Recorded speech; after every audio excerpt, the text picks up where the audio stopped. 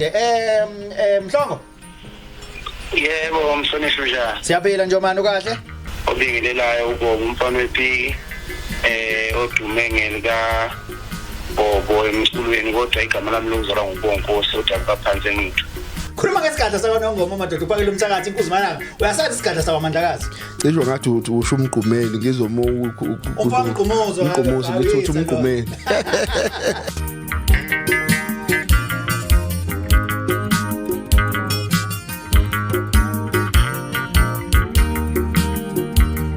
Mabandla kamjikana kandaba nina bekashana kamenze yaphuza umlaza ngameva nina besilo qho saphinda sahlangana asiphinde ke sibambane asinqake sinibingelele sinamukele ehleleni lethu loyinqayizi vele lapho sithi khona Emgedeni somluko ekseni isikhathi ebhizi nakuthina umsomluko namhlanje ngathi akona umsomluko namhlanje lesibili ekseni isikhathi ebhizi nakuthina izikamera namuthi ke izoma into enhle kamsholo zengane sempendle siqonqo ke lesi sensizwa zidla igudu makubhlungu shosho angihambe ngedwa ngihamba nenkosi yesizwe zakamnikathi singizi yezulu Zomu uyaphila mfethu yaphila mfethu kahle wena hayi mfethu ngabe usuzwile ngabe icele kuma podcast ngicela emsakazweni nakumabona kude namhlanje kuningi okwenzakala eSouth Africa indaba ezitha kodwa namhlanje sizokhuluma noNjomane kaMgabhi awumadoda wena ena kaBhebho waduka iminyaka uBobo umfana odume umfana wephiko omunye komaskandi ke lona owaziwayo futhi nje odume kakho sezakhela udumo kakhulu kubalandeli bakendimeni yamaskandi nase South Africa nje jikelele ngengoma zakhe eziwunqambothi mfowethu siyakhumbula ukuthi uke wanenkinga encane kwane neziphithiphithi walimala wangasesibhedlela esikujabulela nesikuthanda kakhulu ukuthi usindile kuuphawu ke lolo lokufezeka kwemkhuleko yethu ngoba besithandaza ndaba ezithi ukuthi aphume ephila uphumile ke manje right sikhuluma naye ke namhlanje Mhlongo Yebo umsonishwa njani? Siyaphila nje manje ukahle? Cha ngiyaphila mhlonishwa ayasikezwa ukuthi impela nokufa sibona ukuthi siyagcina. Hayi mfowethu ngizwa iphimbo lakho manje mhlambe nje ngaphandle kokupholisa amaseko sicela nje usithathe usibeke ngalo la suku Nkosi yami elesigameko usitshele ukuthi kwenzakalani. Yebo ngibingelele nje bona bonke abalaleli ngithile ngibingelele nabo bonke abahlonishwa abakulo kumsakazo obingelelayo uBobo umfana wephiki odume ngelika Bobo emculweni kodwa igama lami lokuzalwa nguBonkosi kodwa kaphansi ngithu kwanyeza isigodi. Cha ngisigameko sami sokulimala abantu sebekhuluma zonke izinto eziningi mhlonishwa ingamanga njengokuthi nje udumo ukuthi ngangumuntu owatshontsha ingane wabanjwa nengane abanye badumisa ukuthi mhlambe ngumuntu owashawa umphakathi ngendlela yokuthi kukhona ngangifuna imali yami kuma stand izinto ezingamanga zonke lezo umsakazo wami izinto nje engamanga ongesize zenzeka Bobo okwenzeka kuBobo bekuyisonto ngomhla ka13 ekseni isikhathi kwakungo11 ngangiyogida ngayizolo eDavidton emcimbini engangimenye kuwo kukhona insizwa yayikhulume nami yathi icela ukuthi mhlambe ingidayisele indawo lapha ngasesona veli ngoba vele kulamalanga bengingakhona kulawo malanga lawo yes futhi sangathola nake naleyo insizwa leyo ngaleso sikhathi ngoba ifona kuse weekend kuyisabatha ngesemidlalweni ngathi uye uzubona ekseni ngesonto hayi nangempela insizwa yangilindela ngesonto ngalala ke ngavuka ngomgqibelo ngasonto ekseni ngo11 ngavuka ke ngalapha eyayingikhombise khona indawo ukuthi cha futhi indawo eyidayisayo nasi ile nale ngizocela mase ufike unikeze imali engango 3000 bese uthola indawo ngadrive ke ngaya khona mangifika uma ngimfonela ekseni nje ngivuka ekseni ngimthola ngefoni kodwa ifoni yayikhala ingabali ngavuka ke ngaya khona la ngikhombise khona esona vile ekseni mangifika ngithola angimtholi yena nefoni yakhe ngithi ayibali ngithola omunye usisi kule mkhukhu akade ikhombile ngifike ngibingelele sanibonani athi usesiyebo ngibuza ukuthi ngabe yiyo le ndawo le mhlambe ethengisayo athi usisi cha akusiwo lo mkhukhu othengiswayo ngabuza kulo wesibili ngene kulo wesibili ngithole usisi owathi akangizwa kahle akakwazi ukukhuluma isizulu usafika usabuya ngaphandle ngasekhaya kodwa wasekungcona ngibizele umyeni wakhe hayi nangempela ngifike ke shuthi ngimile la ngaphandle amemeza umyeni wakhe njengoba wayebonakala umyeni wakhe mayifike kunjani mfowethu ngithi yebo bathi uzofuna mina ngithi hayi mfowethu ufuna nje ukubuza ukuthi bathi ngiyabuya manje ilapho ke mfowethu akathi mayebuya wabuye sebuya nomphakathi wasuka umphakathi kimi ungasabuzi usugadla ngeke ngithi umphakathi wabuya nje nabantu bagadla abantu bangishaya abantu ngamatshe nangedini nangemnese nangayo into nje ngoyicabanga eyisikhala engakwazanga ke kulobhuti noma uNkulunkulu engifisa mhlambe ngelila ngihambe kuvele ukuthi mhlambe ezeze nabantu bakwenze njani noma mhlambe wayefunwa abantu noma wayexabene nabantu angazanga noma mhlambe ngoba mina akaxabana ngasidalo nyami nanabantu futhi abangishaya kekho ongathi mhlambe ethi ngaqabana naye nosisi lo engamfica emkhukhwini naye angixabananga futhi naye akekho nje umuntu engaqabana ingakho ke nguthathe njengokuthi mhlambe kuyibhadi lami noma kuyizinye zezimo engihlelayo njengoba ngisuke ezintweni ezimbi kangaka nje nakho lokho okungiphethe kakhulu ukuthi akekho umuntu engaqabana naye ngesikhathi bekushaya Njomane bathini ngoba isikhathi esiningi uthola ukuthi abantu mabele wena ukwenzelana ukuthi uba kanje ufunani lana akukho ababekusho mhlambe esingakuhlobanisa nokuthi bacabanga ukuthi wakwenzeni akukho umhlonishwa abakusho ngaphandle kwalokho kwasho lensizwe eyathi mfowethu ngiyabuya yahamba ngibuyifa ishesha nje umuntu obuyayo futhi ibuyela lapha de beyimemeza ikhona ngoba umakoti wayememeza ikwenye indawo khona eduze nje kodwa kumemezeka weza mayifika wathi kunjani mfowethu ungifuna ngathi hayi mfowethu ngingufuna khona nje bengifuna ukuzwa bese ngiyabuya nje manje wabuye sebuya nebandla malifika ibandla sonke lutho washawa nje kuphela ukushawa kwami ngabona ukuthi imali imoto ngangangena emotweni ngawo umuntu ohamba ophelayo obaleka ngendlela yokuthi angayi ngasemotweni indawo ngangisuka kuyo nasendlini imfishane kakhulu akupheli ngisho 15 minutes ukendlini indawo esondelene lezi ebengikuzo futhi ngizama ukuthi ungenani ngilimalele ngakuphi ngasendlini avele ngasuka ngenyawo ngashona ngasendlini ngashiya lapho imoto bangishaya mase ngibona ukuthi sebesesondele kakhulu ukuthi bese bengabantu abangakapha ngisho ngezenzo zabo lapho engadenza khona isibhamu sami somthetho ngangabadubula ngasikhumisa kabili phezulu bavula ngaphinde ngathola ispace sokuhamba bathe futhi mase beseduze sebebahlanganisa ngoba abakuyekile ukungishaya ngasikhumisa futhi okwesithathu ngithe ngithi ngizosikhumisa wasemlimele zona izingalo lezi ngakhona ukusiphakamisa kodwa kwaba kuhle ngase ngiseduze nala abangibona khona abantu ukuthi nakho ngibulawa abantu manje Njomane akusithatha usibeke mfowethu kulesigameko esibhlungu ngake senzakalile ukuthi sekukuphatha kanjani ukuphinde uzwe kukhona izinkulumo nabantu abathize abanembono yahlukahlukene phezulu kwempilo yakhe abanye abazi bekufisela nje nanokuthi engathi ungaphelela khona esibhedlela abantu abanjenganabo Max Makhanya yabona nje umhlonishwa ngizokubeka kuqonde lokho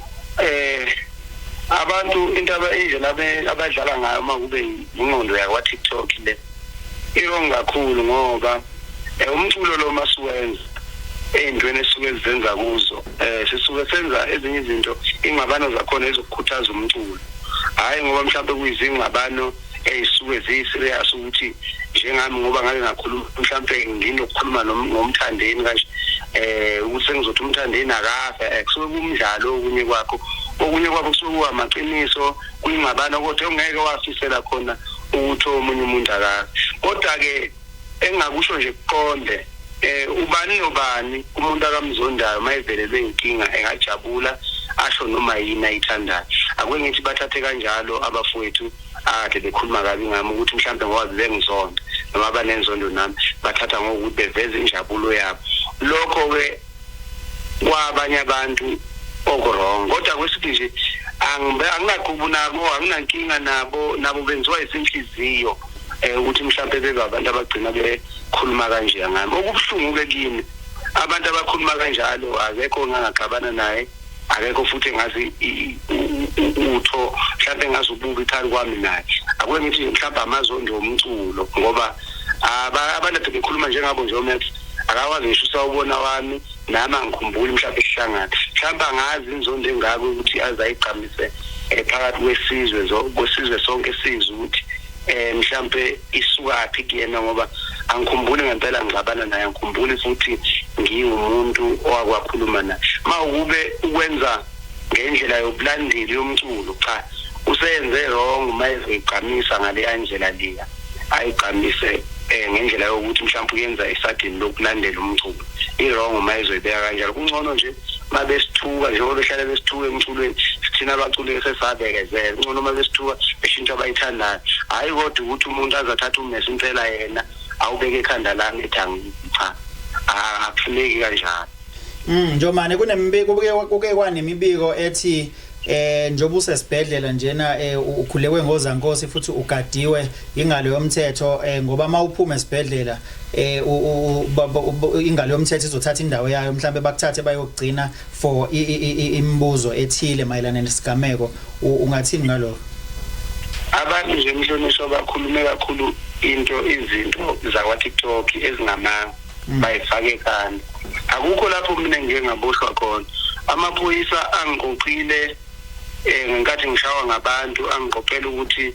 agcine ngiyovikeleka ngoba bebengazi ukuthi mhlawumbe ngibulawela mhlawumbe ngigangile mhlawumbe ngenzeni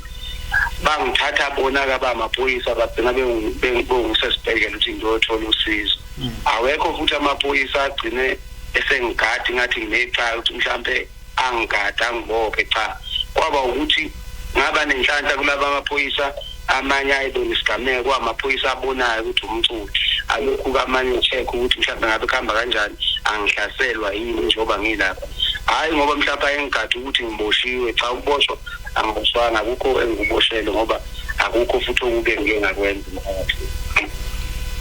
Hayi njomane mfowethu siyabonga ngicathi mfethu ugeqa amagulu ukuchaza konke siyabonga nje ukuthi ucacisele isizwe ucacisele iSouth Africa nabalandeli bakho kanjalo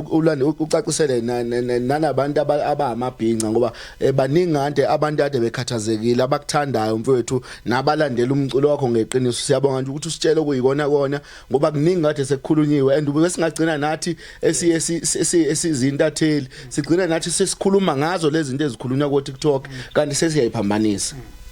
kunjalo mhlonipha ngoba namanje nje abantu bekholelwa ezintweni ezishiwo ngabantu kuze kube ngathi mhlambe nokushawa kwami angishawa abalandeli bomculo othize izathu zokuthi ngangidelele mhlawumbe umculo othize izinto ezingekho zonke lezo bafanisa izinto engafani ngoba nokulimala kwami kwakungekho emculweni nokulimala kwami kwakulapho kwakukhona endaweni yesigameko yasiswana vini hayi ngoba kwakukhona umuntu wayelwela umculo othize izo zonke nje izinto lezi ezikhulunywa ngabantu abanye futhi bayekholwa engakusho nje ngibonga uNkulunkulu ngiphinde ngibonge nabantu ade bengikhulekisa ngiphinde ngibonge nje nani bafuthu dela konke nizofuna ukwazi okuyiqiniso ngoba ishintathele ezinye bese ibhala beyibhala into engaphumi kimi engaphumi emndenini wakithi ezicoshe emoyeni nje sigcine zifafazela siyabonga nje manje siyabonga mfundisi Dabezitha Ballon d'Or 2024 Yes mfethu udaba egudwini udaba okulona olukhulunywayo kulezi insuku siyakhumbula ukuthi abekade iyenzeka ievent yakhona eBallon d'Or izolo uhambe nayo ke lo mfana ekuthiwa uRon 3 odlalela no ngeke kube Chiefs angithi Chiefs sekufana neqembu elifana leli ko First Division ila maqembu nje angasenamsebenzi walutho zo angeke uzongitshela ukuthi angeke uzongitshela ukuthi iqembu elikhulu kangaka mfethu lona nje indondo nje alishayina ngephutha you know yazi ukuthi iChiefs isetshenzela nqamalalo ukuthi iyiqembu elikhulu futhi elinemali kodwa nje ngokwe performance nangowenza kahle nje ukuthi abalandeli bakubajabule nje ngeChiefs ukuthi yenze njengamanye amaqembu oPirates noSundowns isekuyinto ehistory you understand but ke ingawo ngithi njengoba ngisho nje ngithi oChiefs phela ngeke bafika abadlali babadlalela oChiefs ezingeni lokuthi bawina ama Ballon d'Or yes So iBallon d'Or ithathwe ke uLokuzana uRodri odlalela eManchester City yes ke siyambongela uyimidfielder siyambongela kakhulu kodwa kunekhalazo ezikhona kubalandeli beReal Madrid abathi umuntu obuyena wakade edeserve nokade kubhethwe kakhulu ngaye uVinicius Junior you know lo dlalela iReal Madrid nami ngeke ngawabona ama developing stories on social media and some sport channels kuveza ukuthi cishe uzohamba naye but unfortunately it didn't happen uthathile uRodri from Manchester City asimshayile izandla kakhulu simshayile ihlombe labezitha ake sidilike ke manje siya kwaNongoma uyamazi umfo kaMgqumuza madoda umfo kaMbili uyahlehla umfazi wakamthetho umisa amadola ubonini ukuthi uhleli nabanomzana uyamazi umbodla ziyayishuka ziphonse emthini zidilize zinephuze ngathi sinephuza yona ke manje kulezi insuku khuluma ngesigadla sakwaNongoma madoda uPhakel'Mthakathi inkuzi malanga uyasathi isigadla sakwaMandlakazi cishe ngathi usho umgqumeni ngizomo umgqumuzo ngithuthi umgqumeni no ngiyamazi kakhulu uPhakel'Mthakathi ezinye zensizwa nje mfowethu ezibusebenzela kakhulu umtsizwa nezivezayo ukuthi umtsizwa buyinte kanjani you know kona ke ngeke sazi ukuthi insizwa ibonakala kanjani ibonakala ngokuphatha induku yini noma ibonakala ngokubeka inwele noma ibonakala ngokubeka intshebe noma ibonakala ngokuba isigadla asazi ukuthi umtsizwa into enjani hayi indaba ezitha ake singene kule ngiyasizwa leso sipho indaba ezitha kunenda kunomcimbi ake kakhulu azwakala ekhuluma kona but nje ngaphambi kokuthi singene kona ngifuna ukwazi uvo lwakho ukuthi kunabaculi abaveza ukuthi kuubuciko ukucula noma ukuhlabelela bengena esimeni sokuba sasanoma yini mhlawumbe umuntu wesilisa noma ube umuntu wesifazane kodwa nje uma ucikoza bathi kuyiphathi yobuciko loyo ngikazi uzoyikhumbula ingoma kaMgqumeni yayithi wemna kwethu awungiboleka indoda yakho uthe yakho wayithenga malini yabona leyo ngoma ziningi ingoma nje kodwa uMgqumeni uyini umuntu wesilisa so uyibona kanjani no iyahlekisa lento yaPhakel'Mthakathi ngoba ngicathi kuumbono wakhe yena njengana umuntu ophusha kakhulukazi iUniversity of Umtsizwa ukuthi akufanele enye insizwe izwakale ithi wemna kwethu wangiboleka indoda but ngokwabaculi ama analysis abo njengonjoko nje usekwaphumela obalo ukukhuluma lolu daba ukuthi no kuubuciko bakho ezumculi ukuthi uzifake nakunoma iziphi izimo ngabe uzifaka ezumuntu wesifazane noma ngabe ufaka ezumuntu wesilisa ngoba abaningi abakuvezayo bathi phela asikwazi ukuthi singacula ngamahawu ihlangu imshiza sicule ngokusina sivumise kuphela umaskandi usuyinto evulelekile umaskandi wesimanje akukona ukuthi ungathi ngempela njalo uma ngabe ucule ngesimo sokuthi ufuna ukuvumisa insizwa but fanele mongabe umculo ungene kuzona zonke izimo ngoba kungenzeka ukuthi uthola ukuthi le message ofuna ukuyidlulisa as iyakubantu besilisa but awukwazi ngenxa ukuthi umuntu wesilisa ngenxa ukuthi ngaqasha mhlambe umuntu wesifazane uzongena mhlambe kuleyo part no ngamqasha vele if ukuthi wena you are comfortable with that noma you are uncomfortable ukuzifaka kwisimo sokuba umuntu wesifazane ube umuntu wesilisa so ngiyacabanga ukuthi singathi thina ngokokwethu Emgedeni umbono wethu uthi asimboni ukuthi uPhakel'Mthakathi wrong ngokwembono yakhe kodwa futhi nabaculi asibaboni ba wrong ngokobuciko abakhola ukuthi iyona ndlela yokwenza yesikhathi manje ukuthi uzifaka nakunoma iziphi izimo mangabucula sebe respondile ke abambala ngiyakhumbula nje ukwazintsele uyimbongi urespondile naye wathi uzomzalela ingane uPhakel'Mthakathi wadina wafa ungabona nje manje bese kuba futhi no bani noSimomoza mangaphazana manje ukhala ngokuthi ke kunezinto uthi bengithi ngiyayikhuluma kahle lento ngiyayembesa ngoba ngiphuma eUniversity of Ubunsizwa ngifundisekile ukukhuluma kodwa manje mase nizothi nizonginika iphenti ngigqoka iphenti inhlamba leyo mina ngiyanazi kusho yena uthi uyabazi ukuthi esentini kubayalalwa lapha esentini angazi noma ulibambile indolo daba ukuthi bayalalwa obani oSimomoza bayalalwa abelungu beno njo uthi umuntu indoda elalwa enye indoda iyabonakala uthi ba paid uthi ngathi asazi mfethu mhlambe bena uyakwazi ngoba mhlambe wakababona mhlambe by any chance you know yena as umuntu okwi public figure ngoba akukho la ngangeni khona phela uPhakel'Mthakathi kodwa ke i statement leso sensitive ngoba sikole ukuthi nabo abaculi bangayithatha even you know legally ukuthi umuntu akhulume udouble kanjalo okungayona into esiyigqugquzelayo kodwa nje udouble sensitive kakhulu kodwa siyakholwa ukuthi ngoba uqhamuka kwi-University of Mtsizwa nabo baqhamuka kwi-University of Mtsizwa kuzokwenzeka nje kuba business as usual kodwa nje it's a very sensitive matter yeah yazi ngikhumbule wangibamba wangibhekisa lena le manje uyayicabanga leyo mhlambe kuthiwa ngiyayishaya ngeke wangibheka nje ngelingi ngithi uye wangibamba uye wangibhekisa le angazi noma indoda iyabhekiswa indleni zuma lento zeni mina ngizazi izwe nje lonakela kakhulu yabo nje angiyimagine ngisho kuyimagine lento iculayo nje icula inkinga nje ushilo ucula inkinga nje ingaka uphakela umthakathi ekhala ngala maculo emaculayo